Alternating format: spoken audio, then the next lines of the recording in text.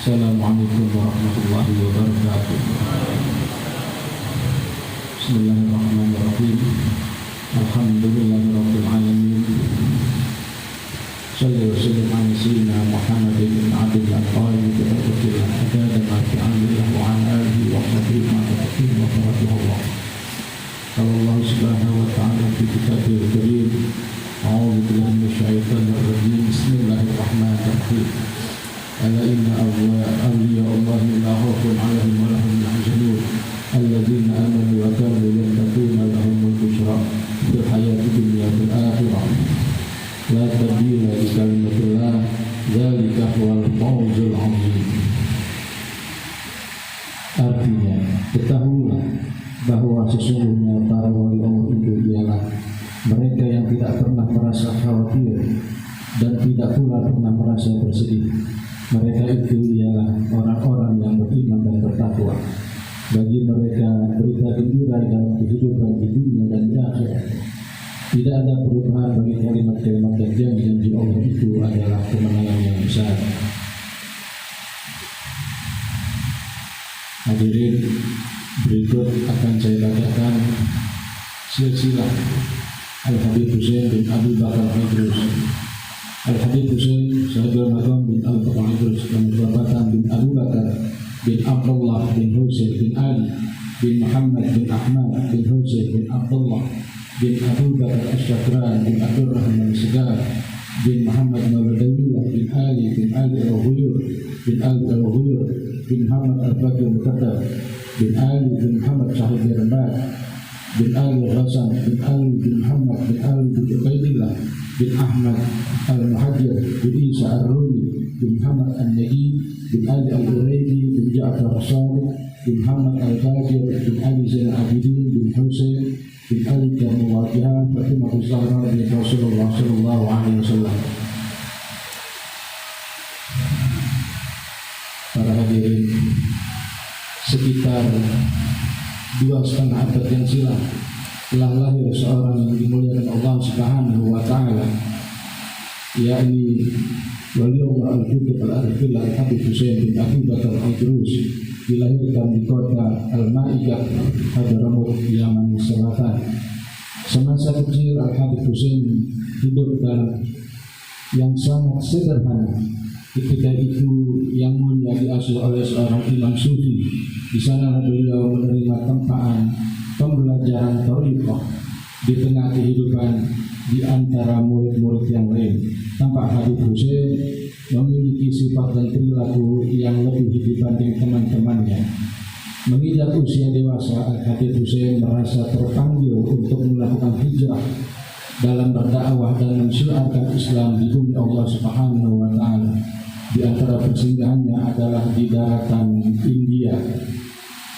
Kemudian misi dakwah dilanjutkan menuju wilayah Asia Tenggara sehingga pada tahun 1736 Masehi sampailah beliau di Pulau Jawa dan merapatlah di Pelabuhan Sunda Kelapa, sehingga pada akhirnya menetap di kota Batavia untuk sebutan kota Jakarta Tempo dulu. Kota Batavia ketika itu adalah pusat pemerintahan Belanda dengan pelabuhannya bernama Sunda Kelapa. Tidak heran pelabuhan tersebut merupakan bandar yang ramai dikunjungi oleh para pendatang maupun pedagang. Sebagai pelabuhan teramai dan terbesar pada zamannya, beliau adalah seorang imam dan seorang alim yang mengamalkan ilmunya. Al-Habib Abdullah bin Al-Haddad telah menyebutkan dalam kitab Mawahibul Walminan Al-Haddadiyah bahwa Al-Habib Husain bin Abu Bakar Idrus berangkat ke Jakarta dengan niat berdagang. Akan tetapi inayah Allah menjadikannya untuk berdakwah dengan hal dan perkataannya. Masyarakat tidak mengikuti kecuali setelah mengetahui keberkahan dan menyaksikan koroman Habib Husain bin Abu Bakar Idrus. Banyak orang yang datang mengunjungi beliau sehingga Al-Habib Husain bin Abu Bakar Idrus lebih mudah mengajak untuk mengingatkan mereka kepada Allah Subhanahu wa ta'ala, dan banyak sekali dari non-muslim yang memeluk agama Islam di tangannya. Beliau sangat ditakuti oleh pemerintah setempat dan dihormati sebab beliau adalah seorang yang selalu beribadah kepada Allah Subhanahu wa taala dan zuhud terhadap dunia serta tenggelam dalam menyaksikan keesaan Allah. Beliau menyendiri di pantai yang dikenal dengan nama Luar Batang, yaitu tempat yang sangat jauh dari permukiman penduduk. Sahibul Maqam Al-Habib Husain bin Abu Bakar Al-Idrus adalah seorang pemuka agama yang tidak segan-segan menyebarkan dakwah Islam pada saat berkuasanya pemerintahan kolonial Belanda ketika itu. Di Luar Batang inilah tempat persinggahan terakhir Al-Habib Husain bin Abu Bakar Al-Idrus yang kemudian mewujudkan niatnya pada sebidang tanah untuk didirikan sebuah bangunan berupa surau sebagai tempatnya berdakwah, yang juga dipergunakan sebagai sarana pengembangan dakwah Islam secara kafah. Dalam waktu singkat, surau itu pun banyak dikunjungi, bukan saja dari wilayah sekitar, melainkan juga yang berdatangan dari berbagai daerah Nusantara ini, dan bahkan hingga saat ini pun banyak pula yang datang dari mancanegara untuk berziarah dan mengadakan survei serta penelitian secara historis.